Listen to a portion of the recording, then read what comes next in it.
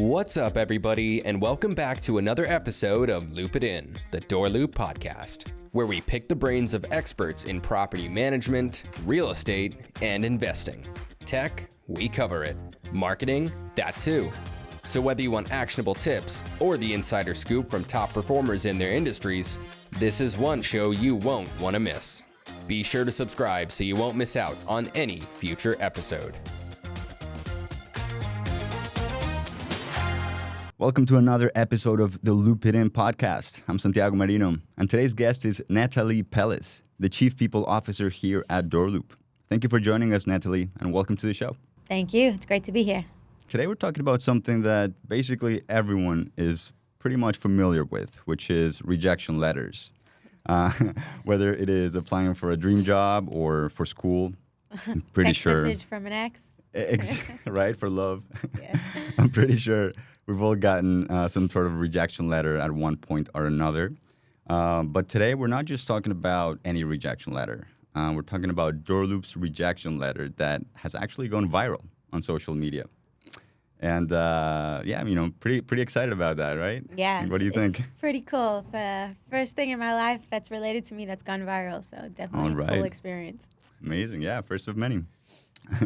And there's actually quite a few articles about it, but today we're going to mention three of them. There is one that was written by Unilad, in which they mentioned that the writer of this first article actually took a screenshot of the letter, and it was posted to the Reddit forum Anti-Work by the user who goes by the name of SipBoss. And the captioning of the post on Reddit said something like this: "There's a rejection letter for ya. It's full of hope. ... Rather inspiring." And it seems like that's what most people got out of it. They seem to be inspired from this letter. Yeah. I don't know. I think he's, I thought that was a great caption, but I was told that he was actually being sarcastic. So, but yeah, a lot of the comments said, yeah, this is actually an inspiring, hopeful rejection letter. So. Right. Yeah, no, I agree. It seems like other people got another message, which is what we're going to jump into next. But before we do that, I'm going to quickly go over the letter so people who are not very familiar with what it said can get an idea. But here's basically the main paragraph. It says something like, "Thank you for investing your time and effort with DoorLoop. You're obviously extremely talented, and we're honored that you considered us. Although it was not an easy decision for us, as we were impressed by your experience, we decided to go in another direction for this role. We'd like to leave you with these reminders." And then there's 3 bullet points. First one says, "Walt Disney was fired because his editor said he lacked imagination and had no good ideas." And the next one says, "Elon Musk was rejected from a number of emerging tech companies, including Netscape." And the last one says, "Michael Jordan was cut from his high school varsity team. All of them turned setbacks into success stories. We try to do the same at DoorLoop and encourage you to do the same. Wishing you only the best of luck on your future endeavors." And I like this part. It says, "P.S. If you have a moment, we'd love if you could give us some feedback of our process and how we can improve." I think that's very nice to ask people for that, kind of letting them know that we know, we're not perfect. Absolutely, yeah. But so those 3 bullet points I think are amazing, are beautiful. I understand now we're changing them a little bit. We're also adding like different names of other people as well. Well, we had a lot of the feedback. Apparently, some people have an issue with Elon Musk, which Right. I wasn't aware of. Some people said, as a woman, it would be nice to see other women who have faced setbacks. So yeah, we're working with that a bit, and we always change this rejection. It's always a working process. It's never the same. We're always updating it and changing it. So you'll never always see just those 3 characters. Got it. So I guess these are the ones that were in that screenshot that was Exactly. posted on Reddit. Yeah. But there's different ones.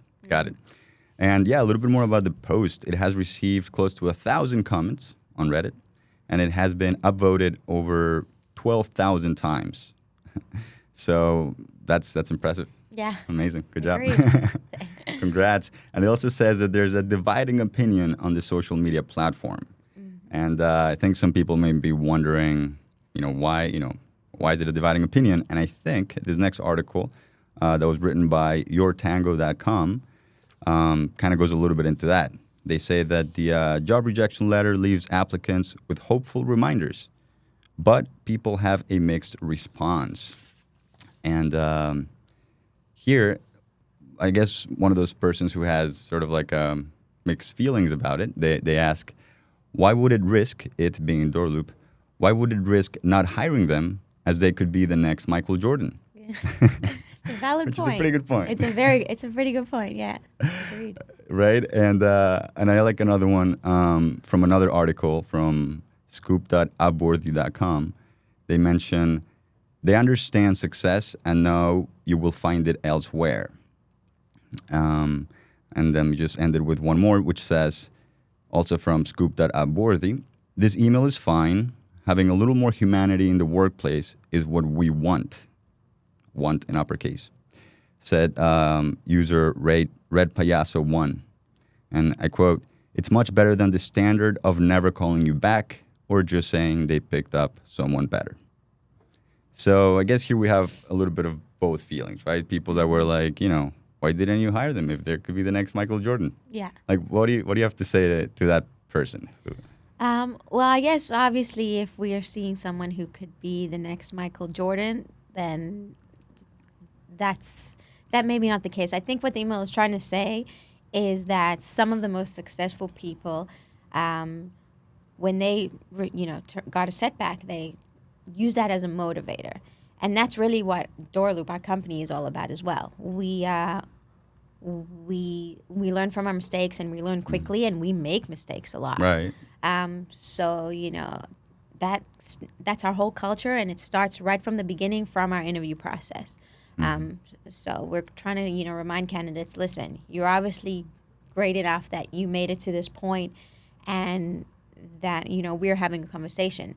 Just because there's not a good fit for you here, right, we want you to go find the best place for you. It's not with us. We've determined that. We know what we're looking for. Mm-hmm. But go ahead and find it because you are a talented individual. Yeah, that makes a lot of sense. That's actually what I thought as well. Mm-hmm. That it's not like a linear thing, Michael Jordan or not. Right. But more like we all go through setbacks. Yeah. And exactly. like don't give up, Exactly. Keep going. Yeah, that's kind of like the same idea that I got, and at least another 12,000 people. Yeah. seem to agree with that. And so that's amazing. Now I wanted to ask you, when you have a candidate, how do you go about like tailoring a rejection letter when there's specific reasons, why that candidate was not chosen? Do you mention the reasons or more broad? Well, it depends on what part of the interview process they're in. But we always want people to know, you weren't selected, but you were not selected because of whatever the reason may be. Whether it's, you were up against a lot of candidates and we found a better match, or you live too far from the office, or you mentioned that you don't want to commute to the office every day, and we do require this to be an in-person position. Got it.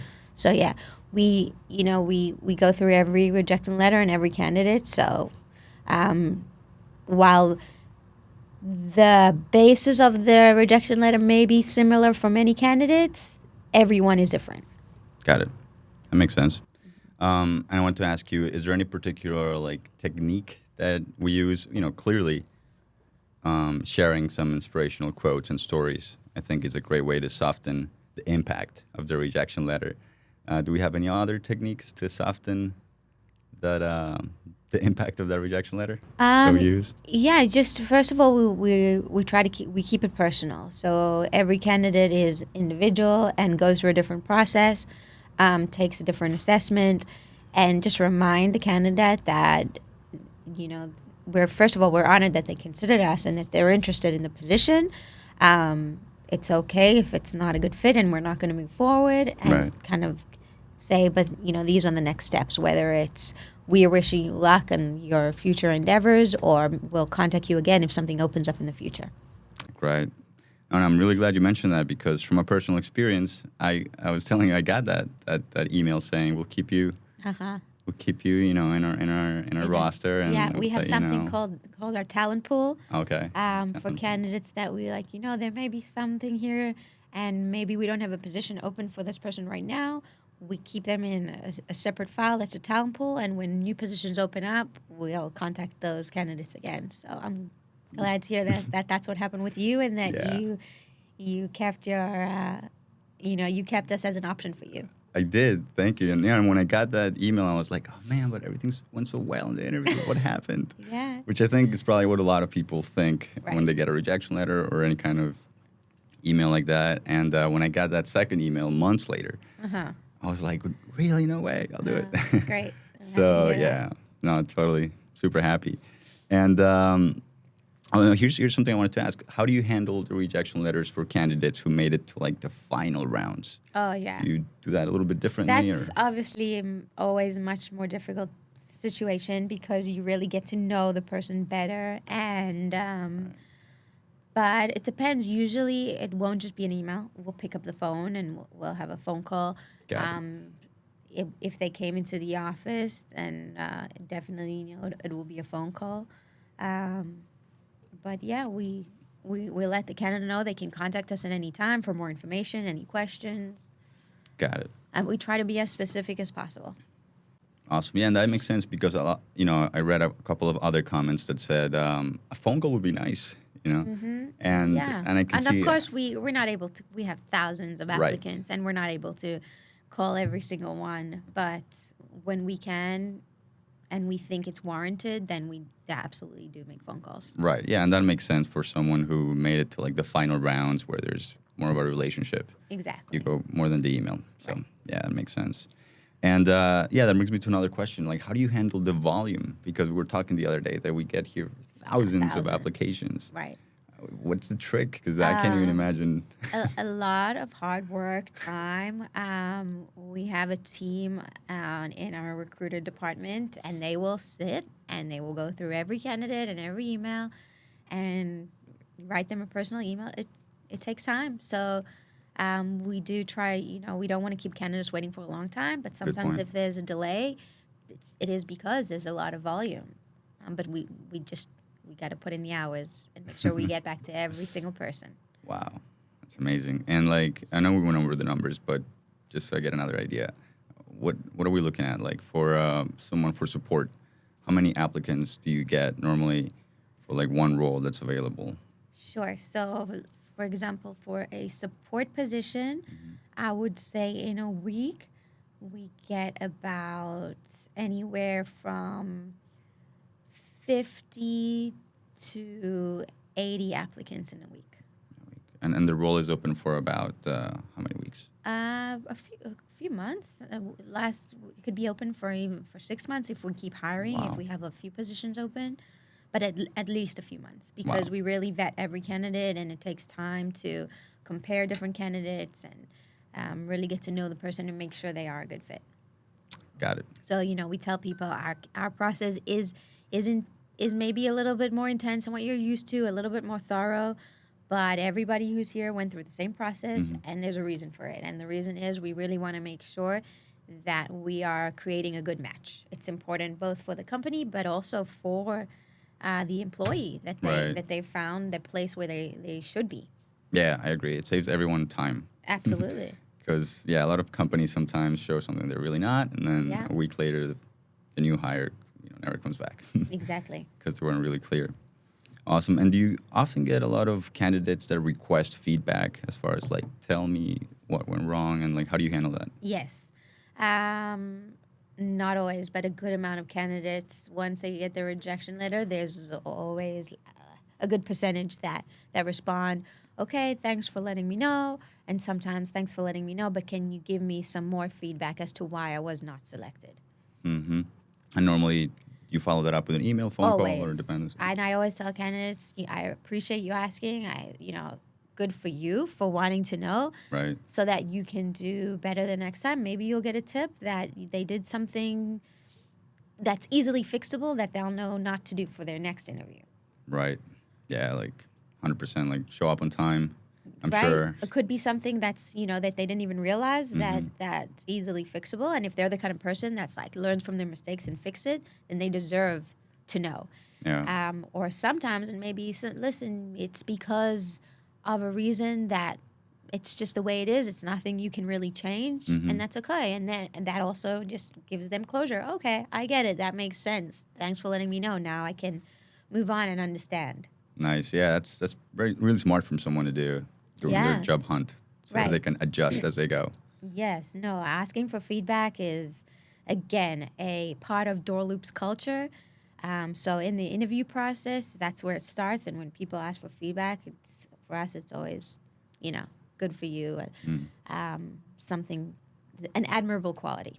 I agree, which is why I love the fact that in the rejection letter, even DoorLoop asks for feedback. Yeah, exactly. So, hey, how can we make it better? And that's actually a new addition. We've only had that in the last, I would say, 2 months. Yeah. It's a survey we created because we exactly like you said, we want to get feedback. What are we doing right? How was the person you spoke to in the Zoom? Were they friendly? Did they answer your questions correctly?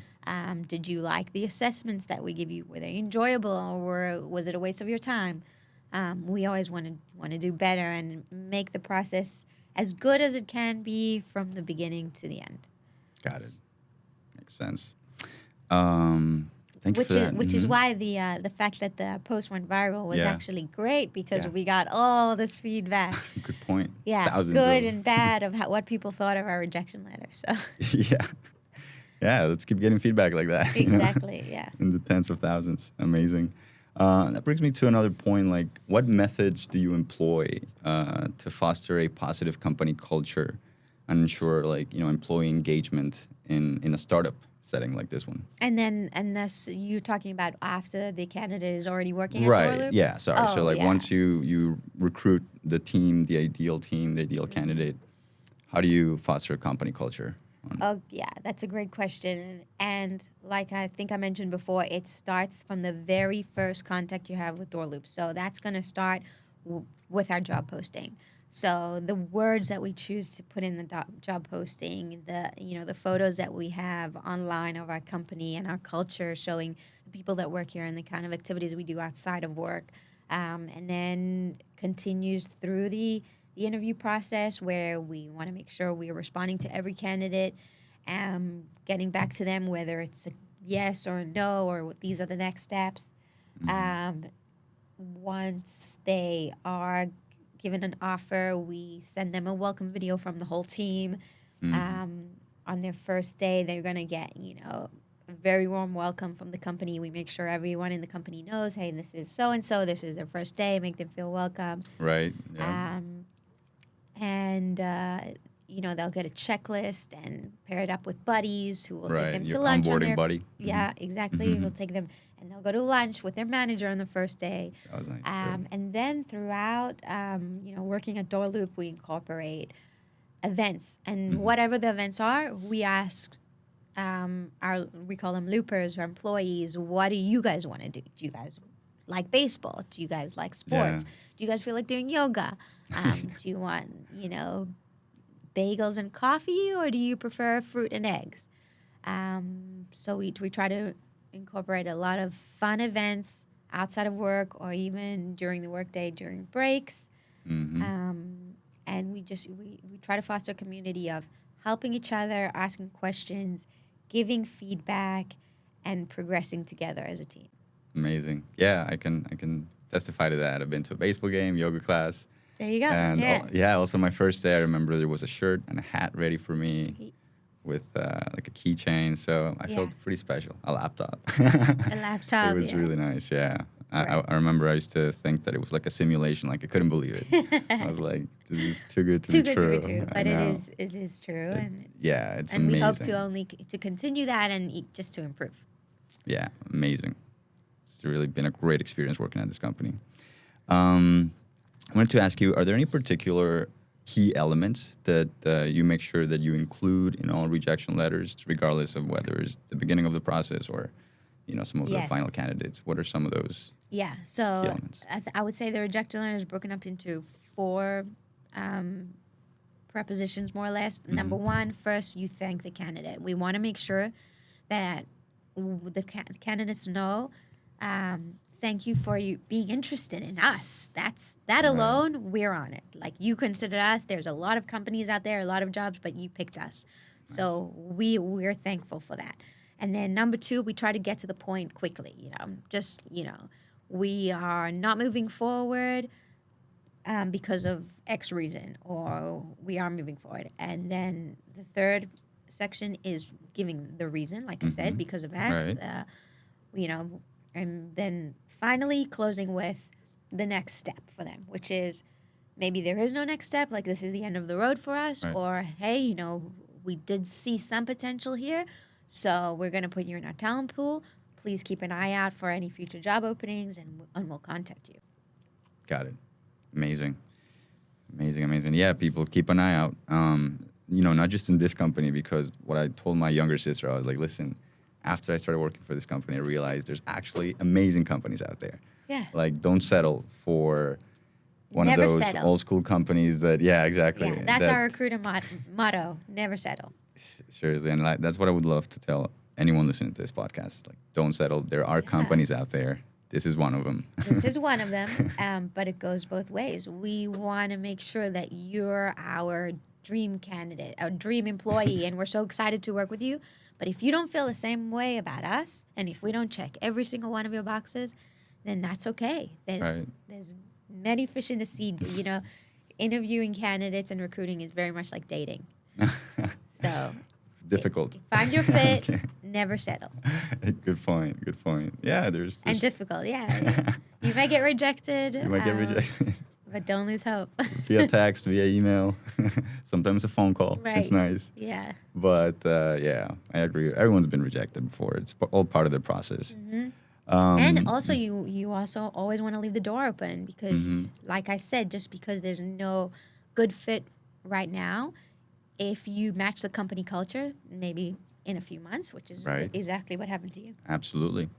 So, don't give up. If you get that email, don't reply with some hate words. Don't be nasty. And react in a bad way because you want to make sure you leave a door open. Keep it professional. Yeah, yes. It can be difficult in those emotional moments where sometimes our body just wants to react, or our ego wants to be like, Yes.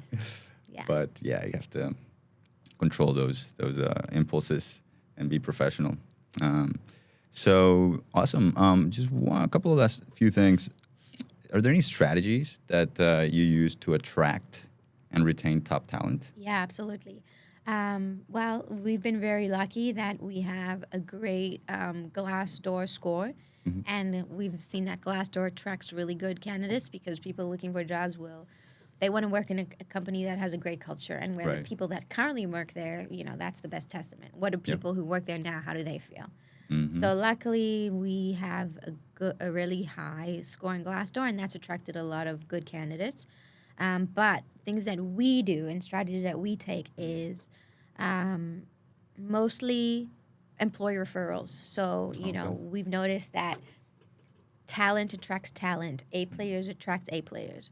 So we tell all our employees and we encourage them, when you meet someone amazing, and you probably interact with other amazing people, or some great people, tell them to apply to DoorLoop. Tell them about these positions, and they get rewarded. They get a pretty nice payback if somebody does end up working at the company. Even the moment they refer them, whether we end up hiring them or not. Oh, really? Then they'll get like a nice gift card, and then if that person stays with us for 3 months or so, they'll get a very nice little bonus. Oh, nice. So Amazing. We do that, and we also, word of mouth is important.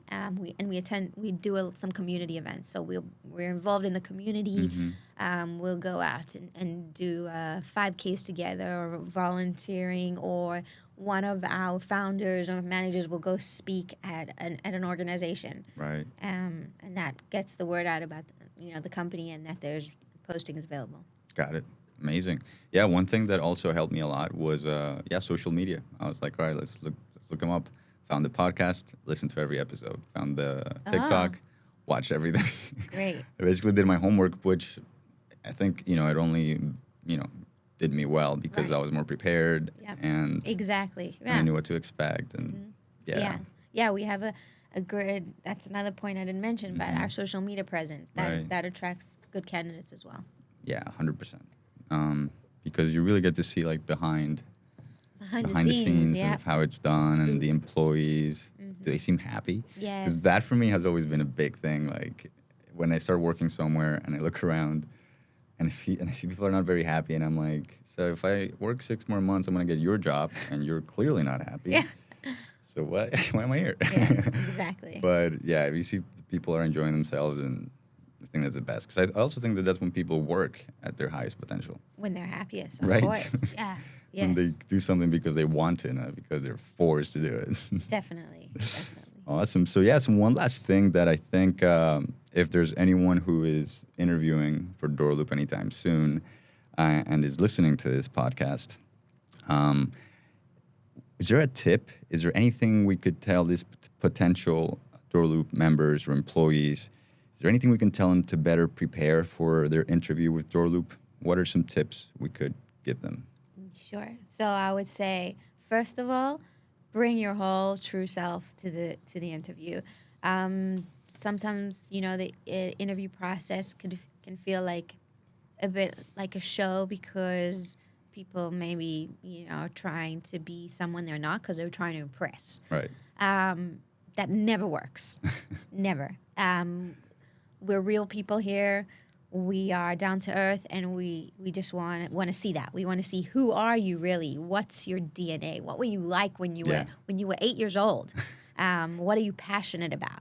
And does that passion translate into whatever job position you're applying for? Right. So find out, what is the job position. Make sure you know what you're going to be doing so that you can come in and tell us, I would be great at this and I'm going to love it, and these are the reasons why, and it's because of who I am.